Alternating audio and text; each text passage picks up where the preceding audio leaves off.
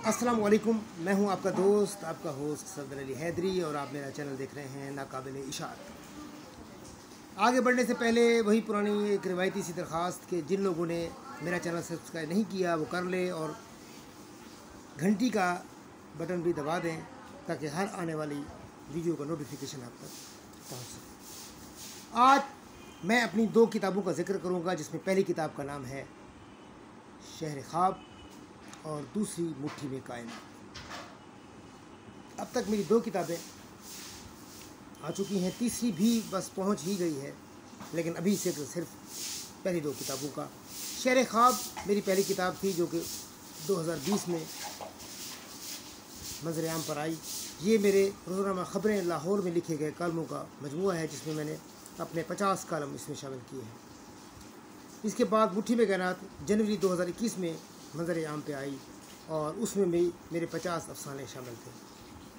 الحمدللہ میں یہ بتاتے ہوئے بہت خوشی محسوس کر رہا ہوں کہ میری دونوں کتابوں کو اسلامی یونیورسٹی بہاولپور میں MA کی سطح کی تھیسس لکھنے کے لیے سلیکٹ کر لیا گیا ہے۔ تو اب میری دونوں کتابوں پر MA کی سطح پر مقالہ لکھا جا رہا ہے، جس کے لیے میں بہت خوش ہوں اور اپنے رب کا بے انتہا شکریہ ادا کرتا ہوں کہ اس نے مجھے یہ سعادت بخشی۔ میں سمجھتا ہوں کہ کسی ادیب کے لیے یہ بہت بڑی بات ہے کہ اس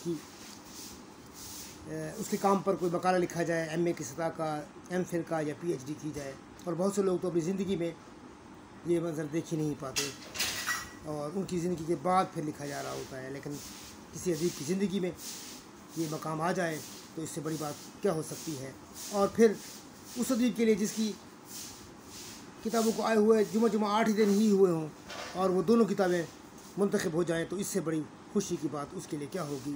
الحمدللہ میں اللہ تعالیٰ کا شکر ادا کرتا ہوں۔ میں ان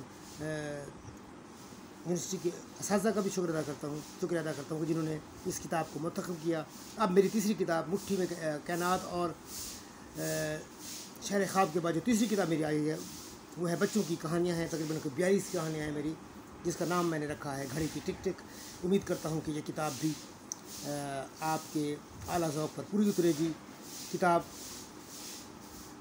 ہماری زندگی ہے، کتاب حیات ہماری حیات ہے، ہم ہیں تو کتاب ہے، کتاب ہے تو ہم ہیں، ہم کتاب کے وارث ہیں، اور کتاب کو زندہ رکھنے کی کوشش میں ہم سے زیادہ کسی اور کا کردار نہیں ہو سکتا اور نہ ہونا چاہیے۔